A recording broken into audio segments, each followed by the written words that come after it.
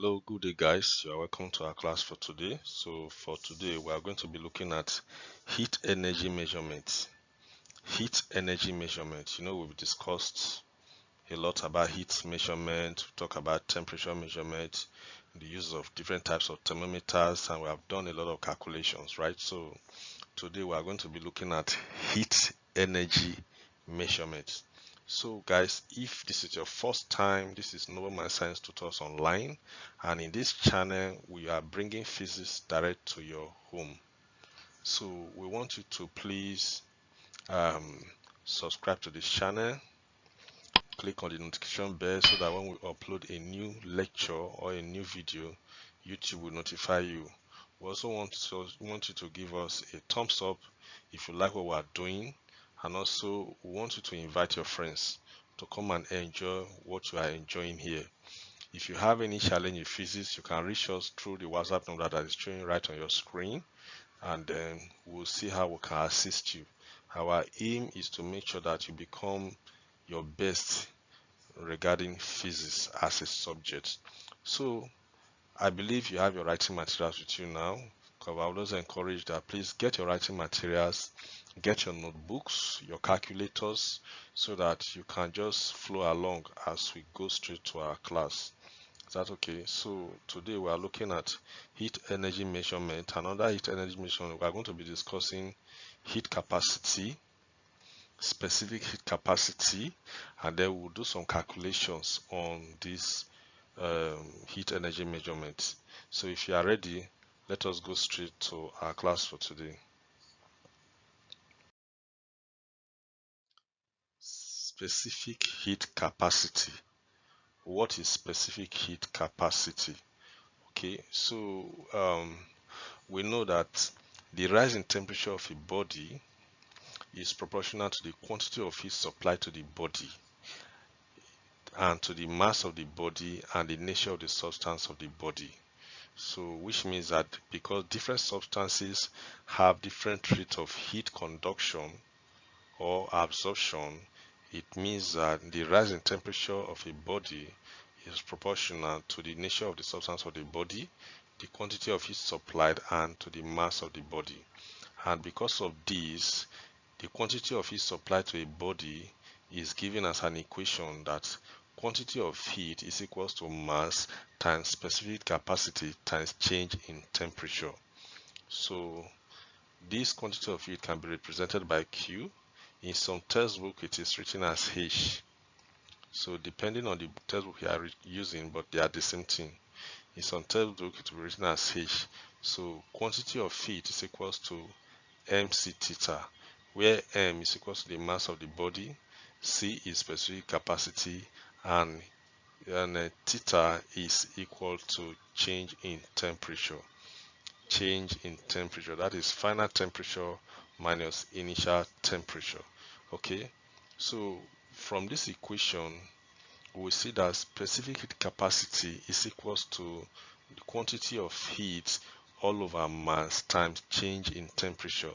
So if we make specific capacity C the subject of this formula, we're going to have this, that specific capacity is equals to quantity of heat all over mass times change in temperature. So take note of these two equations. Is that okay? So that is this. Now, the specific capacity of a substance is the quantity of heat required to raise the temperature of a unit mass of the substance by 1 degree centigrade or Kelvin. So this is the definition of specific capacity, the quantity of heat required to raise the temperature of a unit mass of the substance by 1 Kelvin or 1 degree centigrade. So from this equation above, we can see that the unit of specific capacity is equals to joule. Quantity of heat is joule per kg, which is for mass, and per Kelvin, which is for change in temperature. So this is the unit of specific heat capacity, joule per kg per K, right? Where Q, as I've said before, is quantity of heat, M is mass of the substance in kg, theta is change in temperature, which is final temperature minus initial temperature in Kelvin or degree centigrade, and C is the specific capacity in joule per Kelvin per kg. All right, so this is the introduction to heat measurement. We'll talk about now quantity of heat, which is equal to mc theta. Right, so we're going to look at now heat capacity. This is specific heat capacity. So we're going to look at heat capacity and thermal capacity.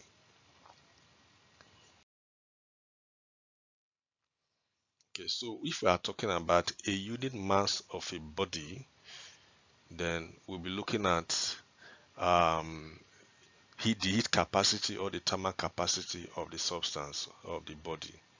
So the thermal capacity or heat capacity, know the difference. We mentioned specific heat capacity, but now we're looking at thermal or heat capacity.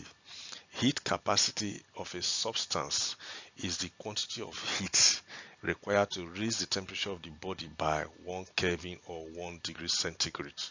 So which means heat capacity is equal to quantity of heat all over change in the temperature. Now, the relationship between heat capacity and specific capacity is this. Heat capacity or thermal capacity is equals to mass times specific heat capacity. So if you look at that equation that we wrote before, this was the equation that we wrote before, that quantity of heat equals to mc theta. So the mc in this equation is heat capacity, okay, or thermal capacity. Then the theta is the change in temperature. So mc, which is heat capacity, is equals to quantity of heat all over change in temperature, and change in temperature is final temperature minus initial temperature, and that is what you have here. Okay, so from this one now we can equally write that quantity of heat is equals to heat capacity or thermal capacity times change in temperature. So why this equation is broken down like this is for easy understanding, and then for you to know how to apply this equation in case you have any problem to solve. That okay, you know when to apply. If you are asked to find heat capacity, not specific capacity, heat capacity is mass times specific capacity.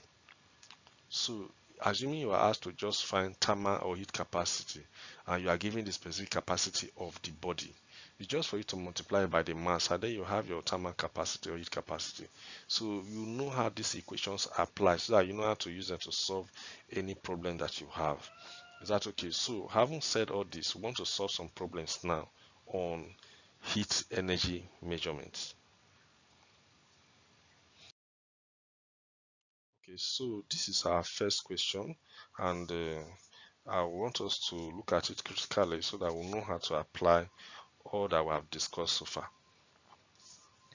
Okay, so this question says that a copper rod with heat capacity of 585 joule per Kelvin is heated until the temperature changes from 35 degrees to 80 degrees. Calculate the quantity of heat supplied to the rod.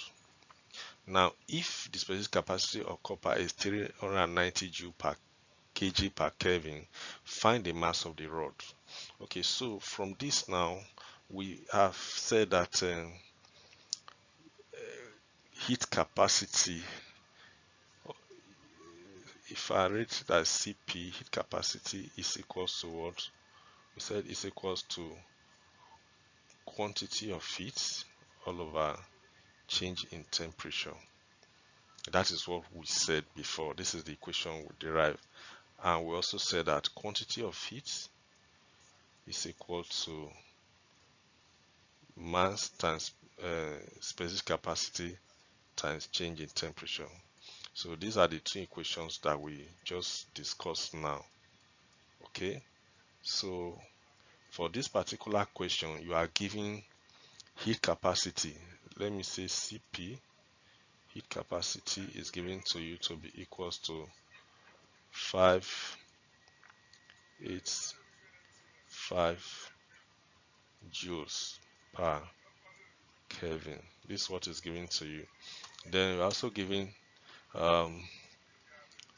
We are given a change in temperature. Initial temperature, they give you temperature at temperature initial 0, initial temperature 35 degrees centigrade, and final temperature is given to you to be 80 degrees centigrade. Okay, so change in temperature is equal to 80 minus 35, and that gives you what? 80 minus 35 will give you 45 degrees 45 degrees centigrade. So you now have to calculate quantity of heat. You already know your CP, so we can use this first equation now to solve this problem. So if we use our first equation, quantity of heat is equal to heat capacity times change in temperature. So just substituting this equation, you have 585 multiplied by 45. Okay, so very simple and easy. By the time you multiply that out, you will have 26,325 joules as the quantity of heat. Okay, so that is the first part of the question. The second part says that if the specific capacity of copper is 390 joule per kg per Kelvin, find the mass of the rod. Okay, so to get the mass of the rod, we've said that quantity of heat, we have said that heat capacity, that is CP, is equal to quantity of heat all over change in temperature. Okay, so that is what we said. And we also, from the equation that we got before, we said that heat capacity is equals to mass times specific heat capacity. Now in this place, you have been given specific capacity with 390 joule per kg per Kelvin. So mass is equals to Cp all over specific heat capacity. So we can just do that. So Cp is 585 all over 390. By the time you divide that out, you are going to have by the time you divide this out, you will going to have 1.5 kg as the mass of copper. So if you go through this route, you will have this. The same thing too, you can still say that Q, quantity of heat, is equals to MC and then change in temperature. Okay, so you will already know that MC is heat capacity. Okay, so your M will be equals to quantity of heat Q all over heat capacity times change in temperature. Now this is our quantity of heat that we solved before, this quantity of heat.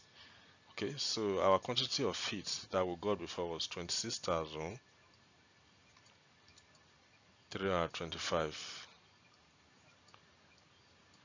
Divide this by 390, which is the heat capacity of copper, times the temperature change, which is 45 degrees. If you work all this out, you see have that mass equals to 1.5 kg.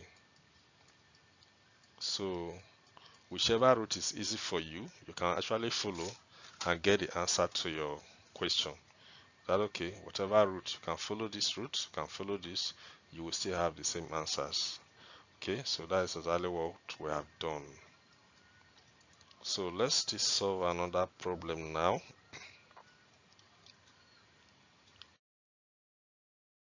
This is another question that we have to look into. What is the quantity of heat required to raise the temperature of 300 grams of aluminum cube from 30 degrees to 17 degrees? Specific capacity of aluminum is equal to 900 joule per kg per Kelvin. This one is direct. We have said that quantity of heat Q is equal to mc theta. Okay, so here m is given to you to be equals to 300 gram.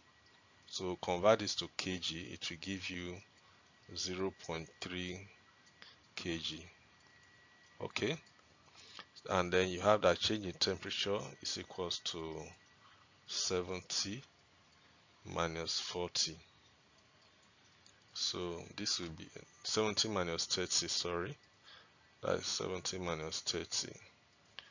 Okay, so 70 minus 30, and that gives you 40 degrees centigrade. Then you are given specific capacity to be 900 joules per kg K.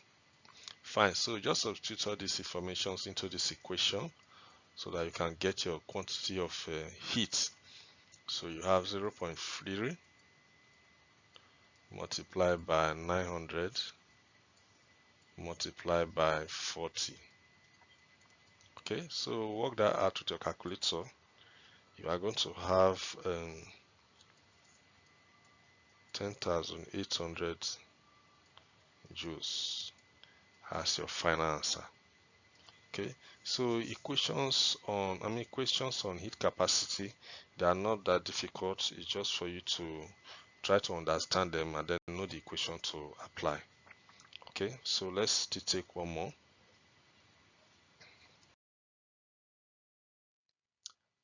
This is the temperature of a piece of metal of mass 9 gram is raised from 10 degrees to 110 degrees when it absorbs 108 joule of heat energy.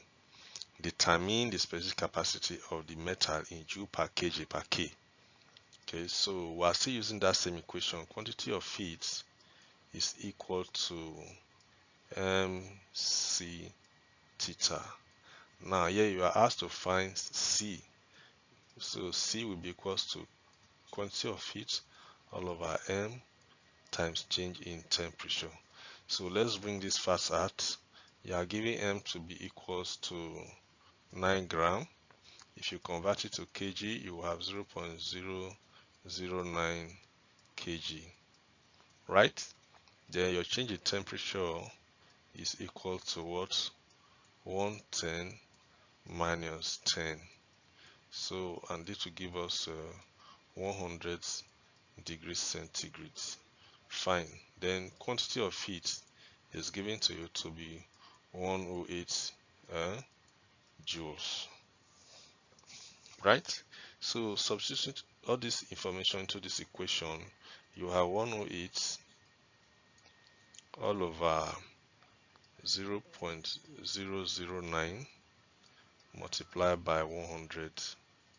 Okay, so when you punch that out, if you punch this out in your calculator,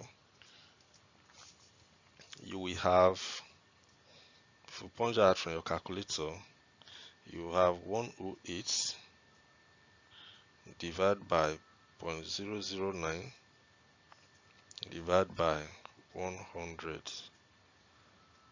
So this will give you 120 joule, 120 joule per kg per K. Okay, so this is the specific capacity for this particular metal. I hope this is clear and simple to understand. All right, so right away, this is your test page. Please, as I've always encouraged, solve these problems. If you have any challenge, you can call us. Also, put your comment on the comment section. That was it. The WhatsApp number that is showing on your screen, you can also place your comment on that number. I will check everything. Right. So please, um, this is where we are going to stop for this particular class. And but before we go, please, if you have not subscribed to this channel, what are you waiting for? Please subscribe to this channel and then give us a like to encourage us. Also give us a comment. See, our aim is to make sure that you have a better understanding of physics, and we are bringing this class direct to your very home. So please give us a like, give us a comment, and then subscribe. Click on the notification button so that whenever we upload a new video, YouTube will notify you. Also invite your friends to come and enjoy this video, to come and enjoy this class that you're also enjoying on YouTube. You can reach us through the WhatsApp number that is showing on your screen. This is Nobleman Science Tutors Online. Thank you so much for your time. We hope to see you in our next class. Thanks.